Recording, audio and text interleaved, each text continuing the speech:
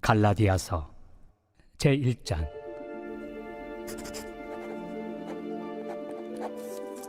사람들에게서 난 것도 아니요 사람으로 말미암은 것도 아니요 오직 예수 그리스도와 그를 죽은 자 가운데서 살리신 하나님 아버지로 말미암아 사도된 바울은 함께 있는 모든 형제와 더불어 갈라디아 여러 교회들에게 우리 하나님 아버지와 주 예수 그리스도로부터 은혜와 평강이 있기를 원하노라. 그리스도께서 하나님 곧 우리 아버지의 뜻을 따라 이 악한 세대에서 우리를 건지시려고 우리 죄를 대속하기 위하여 자기 몸을 주셨으니 영광이 그에게 세세토록 있을지어다. 아멘. 그리스도의 은혜로 너희를 부르신 이를 이같이 속히 떠나 다른 복음을 따르는 것을 내가 이상하게 여기노라. 다른 복음은 없나니 다만 어떤 사람들이 너희를 교란하여 그리스도의 복음을 변하게 하려 함이라. 그러나 우리나 혹은 하늘로부터 온 천사라도 우리가 너희에게 전한 복음 외에 다른 복음을 전하면 저주를 받을지어다. 우리가 전에 말하였거니와 내가 지금 다시 말하노니 만일 누구든지 너희가 받은 것 외에 다른 복음을 전하면 저주를 받을지어다. 이제 내가 사람들에게 좋게 하랴 하나님께 좋게 하랴 사람들에게 기쁨을 구하랴. 내가 지금까지 사람들의 기쁨을 구하였다면 그리스도의 종이 아니니.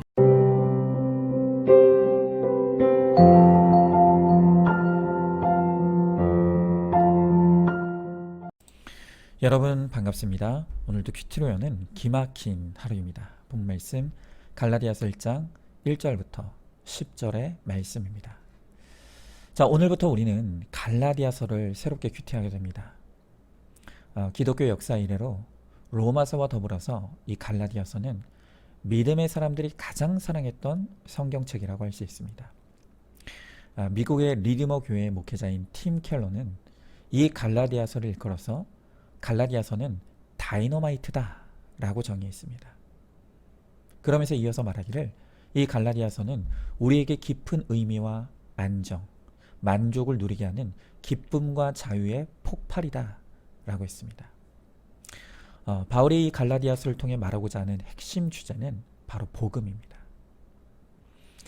자, 많은 그리스도인들이요, 복음 하면 그것은 교회 밖에 있는 비신자들을 위한 것이라고 생각하는 오해의 경향이 있습니다. 여러분, 그러나 복음은 기독교의 전부입니다. 교회 밖의 비신자뿐만이 아니라 우리 모든 그리스도인에게 복음은 반드시 필요하고 계속해서 전해져야만 하는 것입니다. 바울이 갈라디아 지역의 교회들에게 이 복음을 쓰게 되기로 마음먹게 된 것은 지금 이 교회 안에 다른 복음을 전하는 거짓 교사들이 있었기 때문입니다. 그래서 오늘 본문을 보면 4번이나 이 다른 복음이라는 용어가 등장합니다. 이 다른 복음의 내용은 간단히 말하면 우리가 구원받기 위해서는 예수님의 십자가의 은혜로만은 충분하지 않다는 것입니다. 십자가의 은혜에 더불어 무언가가 더 필요하다는 것입니다. 도대체 그 무언가가 무엇인지는 앞으로 살펴보도록 하겠습니다. 자, 그래서 갈라디아서의 서두인 오늘 큐티 본문을 보면 바울은 몹시 격앙되어 있다는 느낌을 받게 됩니다. 이 갈라디아서는 바울의 사역에서 가장 처음에 쓰여진 성경책이라고 모든 학자들이 동의합니다. 그래서 그런지 갈라디아서의 곳곳에는 열정적이면서도 아직 다듬어지지 않은 바울의 분노와 혈기가 곳곳에 묻어나는 것을 느낄 수가 있습니다. 자, 그러면 오늘 이 말씀을 통해서 바울이 우리들에게 가르쳐주고자 하는 그 복음이 무엇입니까?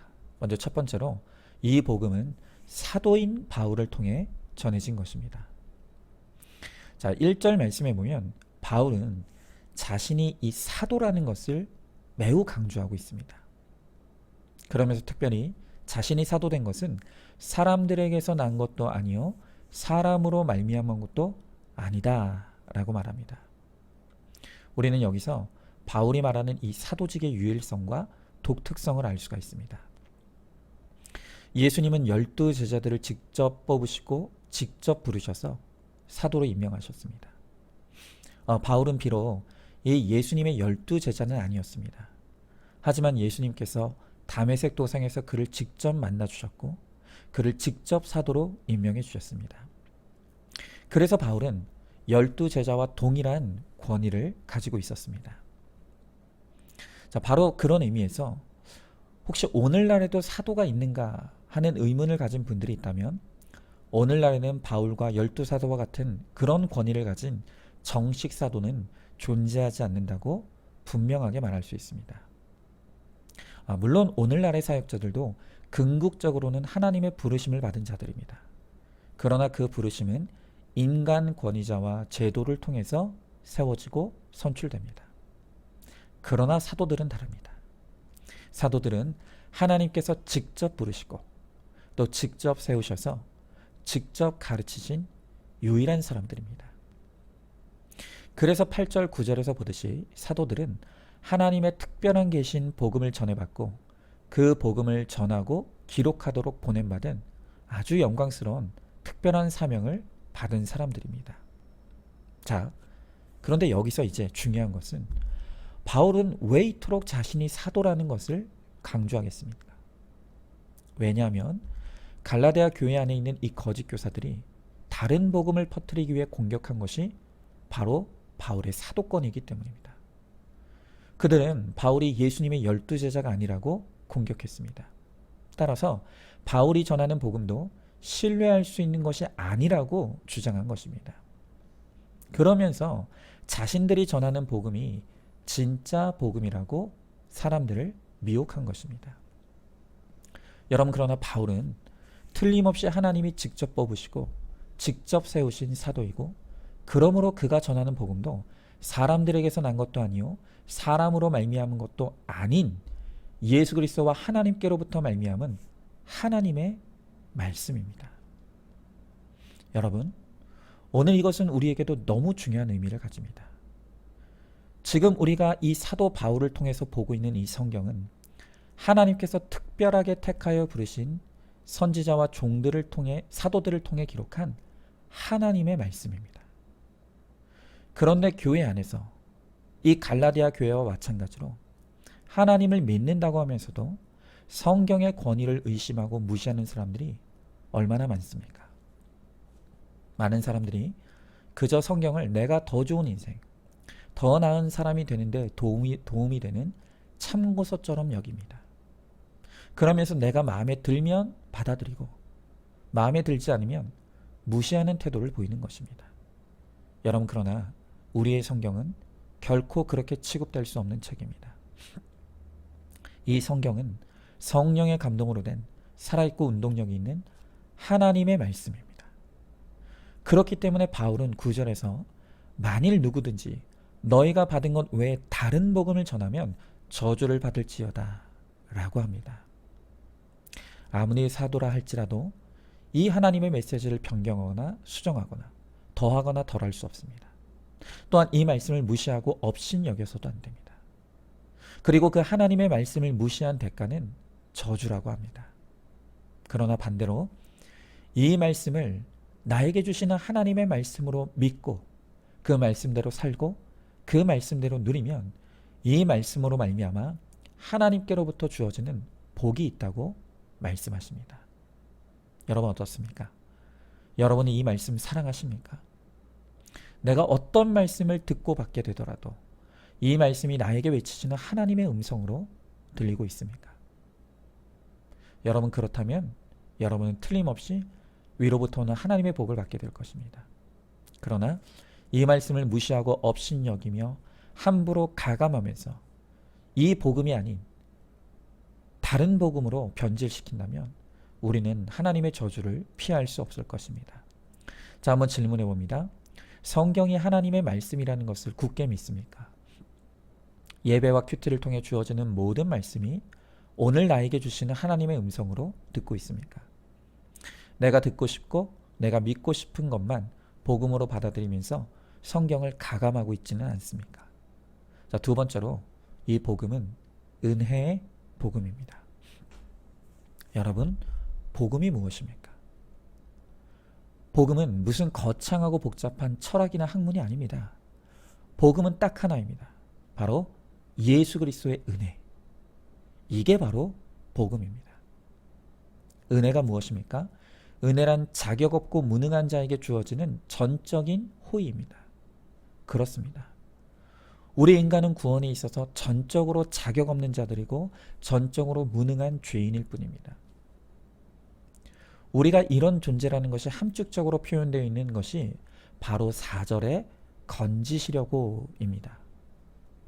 여러분, 예수님은 아무리 발부동 쳐도 도저히 빠져나올 수 없는 죄의 늪에 빠져있던 우리에게 손을 내밀어 건져주셨습니다. 예수님의 건져주시는 은혜가 아니었다면 우리는 결국 죄의 늪에서 헤어나지 못하고 죽음과 멸망을 맞이했을 것입니다. 우리가 이렇게 죽음에서 생명으로 옮겨진 것은 전적으로 그리고 모두 하나님의 은혜로 된 것입니다. 여기에 우리가 한 공로나 행위는 아무것도 없습니다. 심지어 우리가 먼저 건져달라고 했던 것도 아닙니다. 오직 예수님이 은혜로 이 모든 것을 계획하시고 실행하셨습니다. 우리는 스스로 건짐이 필요한 존재인지조차도 알지 못하던 사람들이었습니다. 오늘 바울이 전하는 복음은 너무 선명합니다. 구원이란 처음부터 끝까지 하나님이 하시는 일입니다. 그분이 계획하여 부르시고 그분이 실행하여 이루십니다. 그러므로 모든 영광은 마땅히 하나님과 그의 아들이신 예수 그리스도의 몫인 것이죠. 자, 그런데 여기서 우리가 한 가지 의문이 드는 것은 이렇게 좋은 것이 은혜의 복음인데 왜 사람들은 이 은혜의 복음을 쉽게 받아들이지 못하는 것일까요? 그것은 인간의 뿌리 깊은 교만 때문입니다. 인간은 죄로 인해 타락한 이유로 스스로 하나님이 되고 싶어 합니다. 모든 영광을 내가 받기를 원하고 있습니다. 그러하기에 구원도 나의 힘으로 이루고 싶어 하는 것입니다. 여러분, 그래서 우리가 좋아하는 복음이 무엇입니까? 이런 거 아닙니까? 내 안에 잠든 거인을 깨워라. 내 사전에 불가능한 것은 없다. 다 마음먹기에 달려있다. 이렇게 인간의 잠재력과 능력을 찬양하고 고치시켜주는 것들이 우리가 원하고 듣고 싶어하는 복음입니다. 그래서 인간은 구원조차도 자기 힘으로 이루고 싶어하는 것입니다. 그러니 이 구원에 있어서 내가 할 수 있는 것이 아무것도 없다는 이 전적인 무능력은 우리 죄인의 본성에 맞지를 않는 것입니다. 거짓 교사들은 이런 사람들의 죄된 본성을 간파했습니다.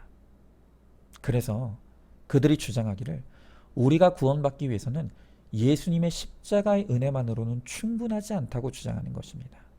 그 대신 우리가 우리의 힘으로, 우리의 노력으로 계명과 율법을 잘 지키고 할례와 같은 관습과 전통도 잘 지켜야 된다고 주장하고 나선 것입니다. 그러니까 구원을 이루려면 하나님의 은혜로는 충분하지 않고 우리 인간의 노력과 공로도 필요하다는 것입니다.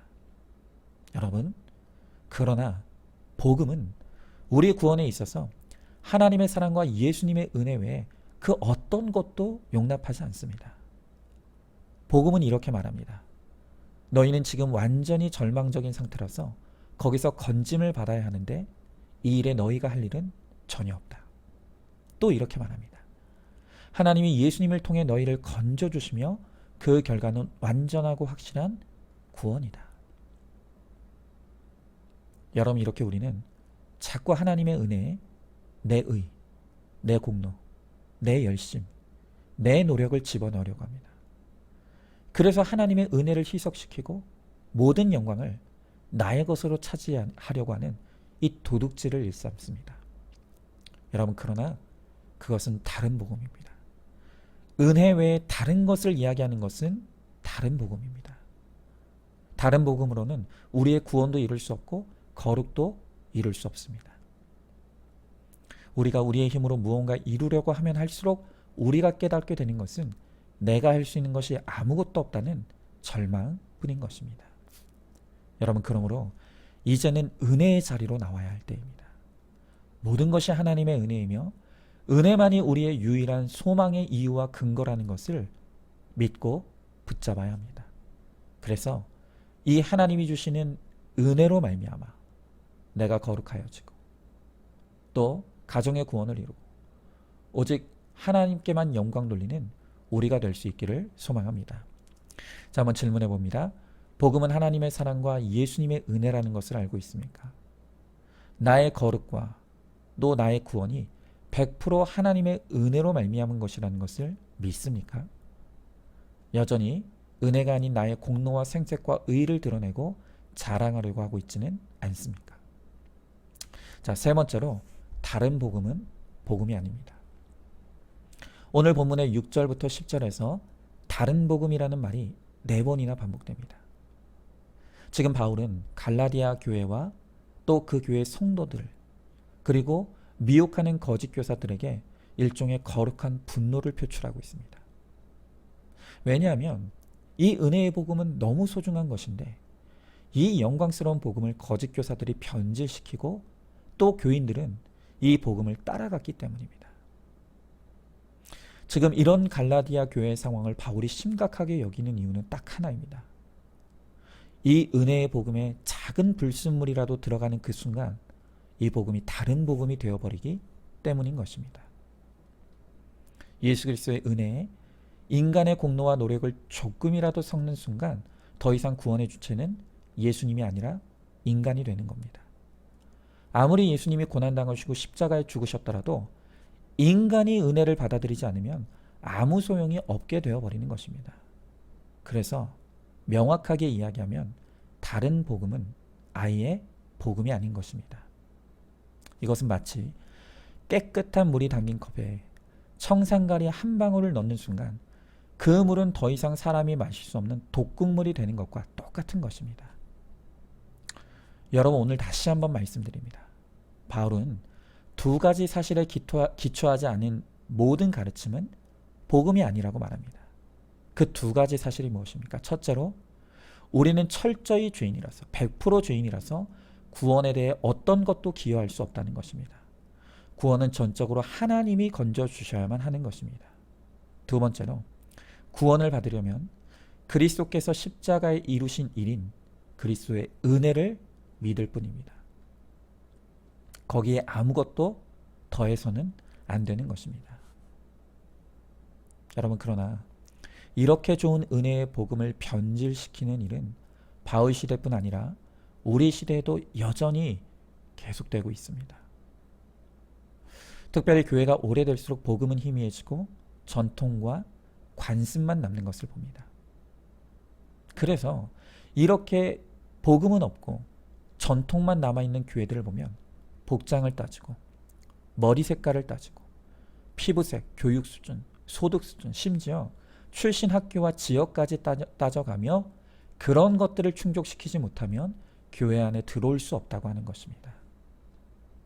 여러분, 복음은 없고 전통과 관습만 남은 이런 교회와 공동체는 이미 생명을 잃었다고 말할 수 있습니다. 오직 복음만이 구원을 위한 유일한 길과 소망이 됩니다. 이 예수 그리스도의 은혜의 복음을 믿고 이 복음을 사랑하고 이 복음을 지킴으로써 복음의 능력으로 구원받고 거룩을 이루는 저와 여러분, 우리 모두가 될 수 있기를 주님의 이름으로 축복합니다. 자, 한번 질문해 봅니다. 은혜의 복음을 확실히 믿고 있습니까? 복음만이 우리의 유일한 소망과 기쁨과 자유가 된다는 것을 믿고 있습니까? 우리의 전통과 관습은 구원에 아무 도움이 되지 않는다는 것을 깨닫고 있습니까? 이제는 다른 복음이 아닌 은혜의 복음을 붙드시기 바랍니다. 자, 오늘도 7월 4일 보석상자입니다. 나 혼자 잘 먹고 잘 살겠다고 배우자가 부도가 나고 몸이 아프고 바람 났다고 이혼하면 인내의 모델이 될 수 있겠습니까? 힘들고 부족한 사람들이 가정이라는 이름으로 모여 그 가운데 인내의 모델을 이루어가는 것이 가장 큰 축복입니다. 아멘. 우리 함께 기도하겠습니다. 하나님, 오늘 주님께서 우리의 구원을 위해서 주신 것은 오직 은혜의 복음입니다. 하나님의 사랑과 예수 그리스도의 은혜만이 우리를 구원시켜 주시고 우리를 생명의 자리로 인도해 주신다고 말씀하십니다. 그런데 우리는 하나님께서 주신 이 소중한 은혜의 복음을 끊임없이 변질시키며 나의 노력과 공로, 나의 의와 나의 생색을 끊임없이 주장하면서 다른 복음을 붙들고 다른 복음을 쫓아가려고 하는 우리의 악과 죄를 이 시간 주님 앞에 회개합니다. 주님, 우리는 100% 죄인입니다. 우리의 힘으로는 구원받을 수도 없고 우리의 힘으로는 거룩해질 수도 없는, 우리는 전적으로 무능한 인생일 뿐입니다. 오직 우리는 하나님의 은혜만을 간절히 소망하고 붙들 뿐입니다. 주님의 은혜로 우리를 구원하여 주시고, 주님의 은혜로 우리를 거룩하게 변화시켜 주시고, 주님의 은혜로 우리의 가정을 구원하여 주시며, 주님의 은혜로 우리 교회를 새롭게 하여 주시옵소서. 그래서 오늘 우리의 입술을 통해서 오직 하나님의 영광만 드러내며 하나님의 영광만 나타내므로 살아계신 하나님을 드러내는 축복의 통로, 구원의 통로가 되는 우리 모두가 되게 하여 주시옵소서. 믿사오며 사랑이 많으신 우리 예수님 이름 받들어 기도드리옵나이다. 아멘. 오늘도 큐티로 기막힌 하루를 살아내는 하늘가족 공동체 우리 모든 성도님 되시기를 주님의 이름으로 축복합니다.